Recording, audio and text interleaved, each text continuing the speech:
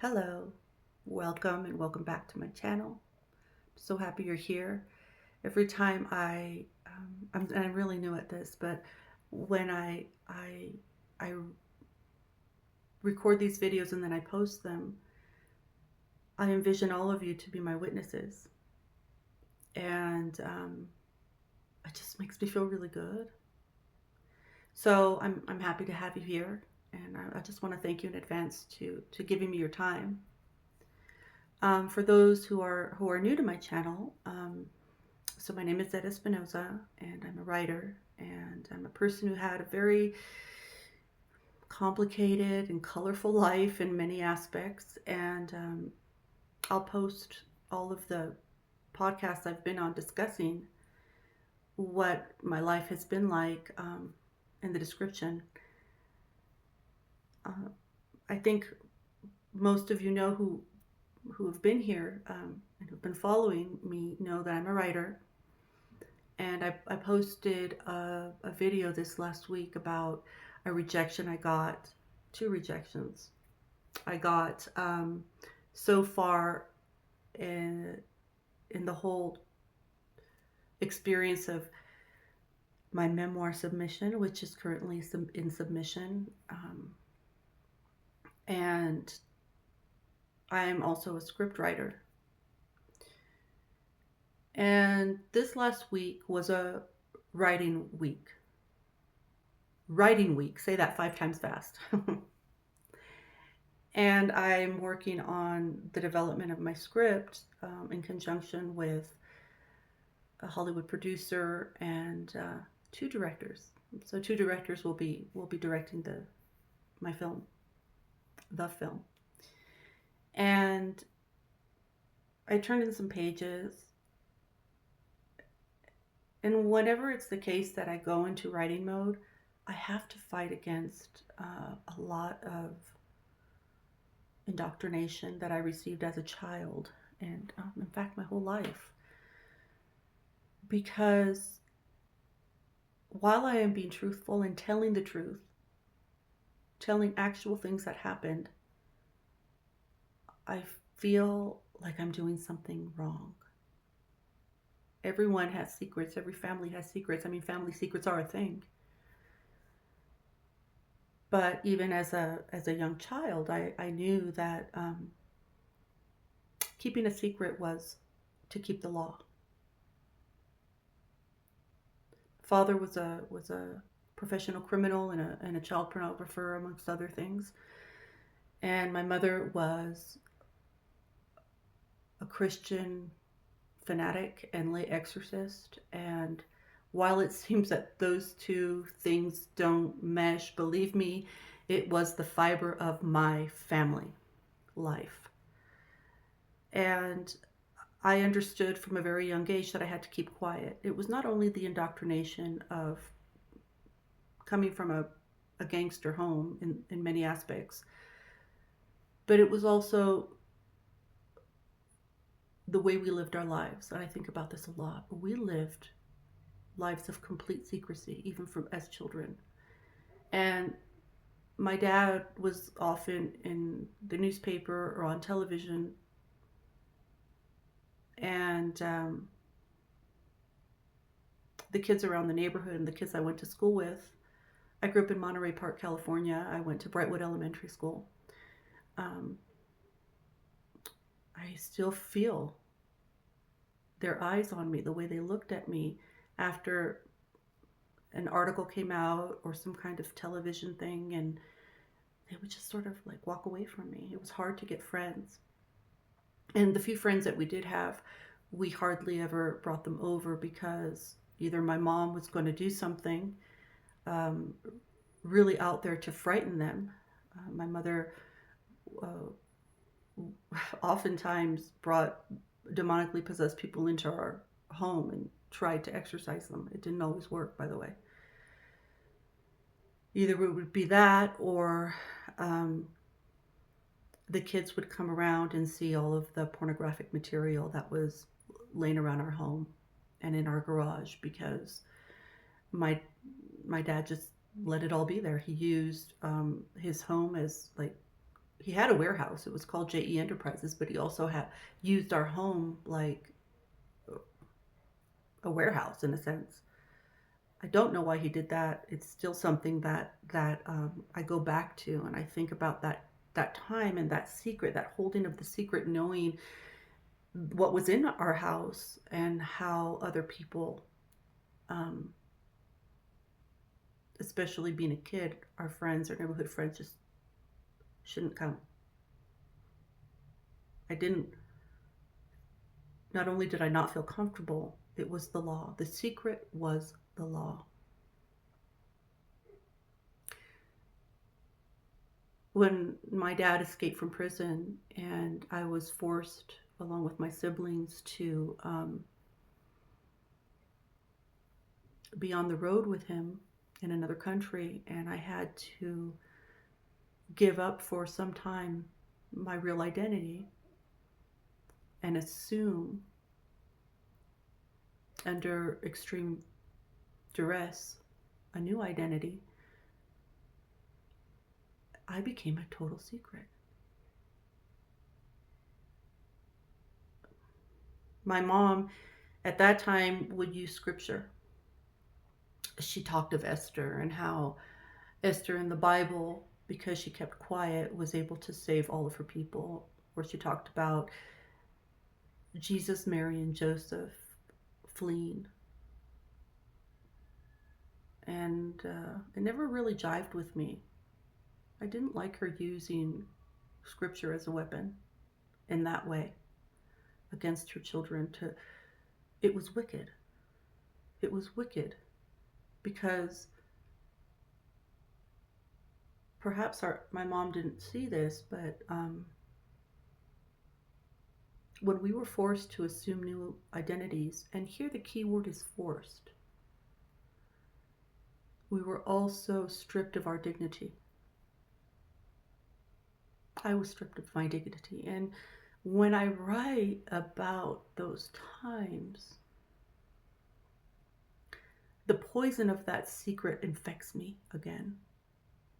I think to myself,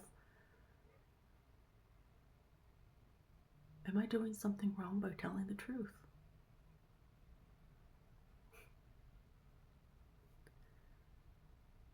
I've only just started writing about my life not too many years ago. And a lot of it had to do with the deaths of my brothers who were so burdened by the family secrets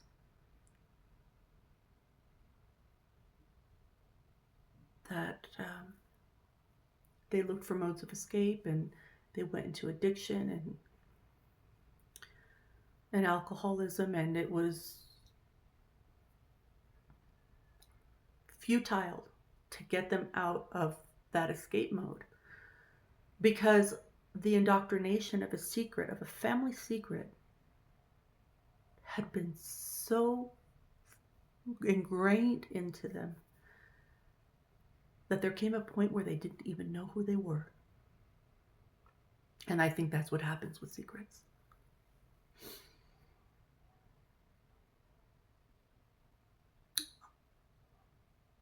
Sometimes secrets aren't bad. I mean, I think we all know that, right? But when is a secret bad?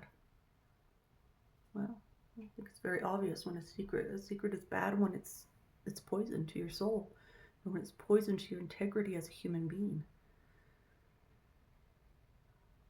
And in that case, there is no justice in a secret. Not too long ago, I saw something that really affected me. And it was a Catholic, no, I'm Catholic, by the way. It was a Catholic speaker talking about the love of Jesus Christ. And during the Q&A section, a trans person stood up and said, "What about me?" It broke my heart to see the Catholic speaker fall into indoctrination and say that that person was a sinner. It it affected me as a great injustice.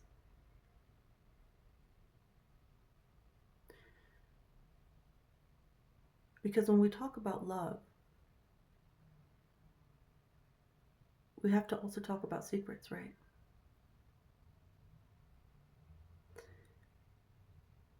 When a secret is so corrupting to oneself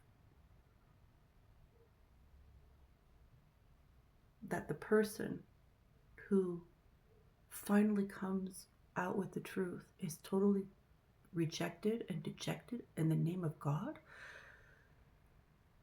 I reject that. Do you know, I feel such affinity, such true affinity for any person who has kept the identity of themselves secret, and then they come out, face their family, and then face society and tell the truth.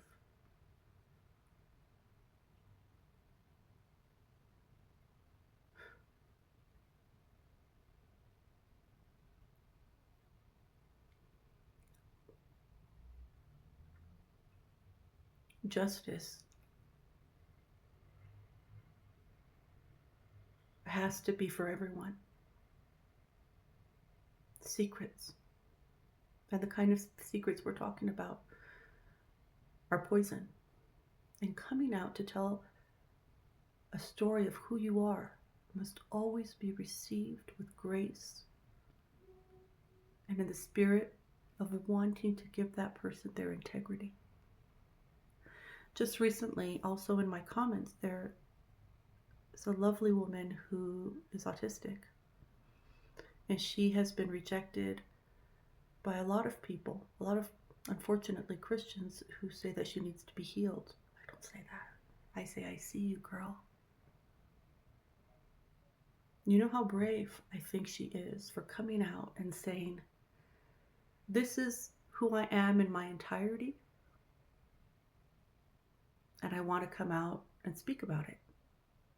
Why is she then shut down?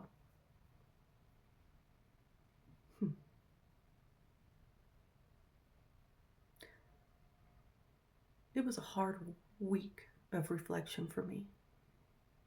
And I have so much to talk about when it comes to about secrets.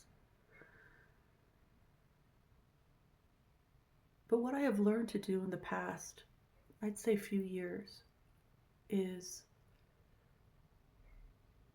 lay myself forward in the hopes to help other people. I had a struggle this week with the past, with what I came out of. I had a real struggle with that. And if you're struggling with a family secret as a burden, or even a secret about yourself that is actually poisoning you, then I want to say to you, to not be afraid to be who you are. Because while there are those who will weaponize, and while there are those, even probably yourself, your own head, your own friggin' brainwashed indoctrination of what you were told as a child, what you grew up with, you gotta fight for yourself. Fight for the truth. That's what I want to say. What do I got to tell you? I mean, it's just been one of those weeks. I'm not sad. I'm just, every time I go and write, things are moved. It's a cleaning of the house, taking out the rugs, banging on them for the dust to come out, getting every crevice, washing everything down. That's what it is, and it's very emotional for me. Well, I mean, I'm a very emotional person anyway. I mean, I'm very theatrical, even. I realize that about myself. But yeah, that's what I wanted to talk to you about today. I wanted to talk to you about how hard it is to fight um, from where we come from. But the important thing is to fight. In the telling of my story, I am trying with all of my might to grant my brothers who have passed away the dignity they so deserved in life and did not get. And yeah, so I'll be posting. I hope a lot this week. There's a lot that I want to do.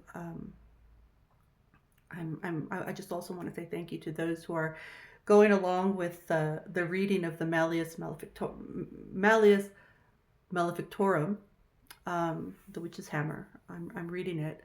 I used to be a storyteller. I was a professional storyteller at a very la di da private school, and I do love reading. I do love getting in. I do love stories. I do love books, and so I'm actually sharing it with a purpose because a lot of people are interested in knowing about uh, my experiences with the supernatural, and I want to supplement it. I want to talk about it in the context of history, and because it matters. So right, I'm wishing you all well. If you have a secret that you're carrying, I see you. You're not alone. Have a great Sunday, everyone. Sending you all my love.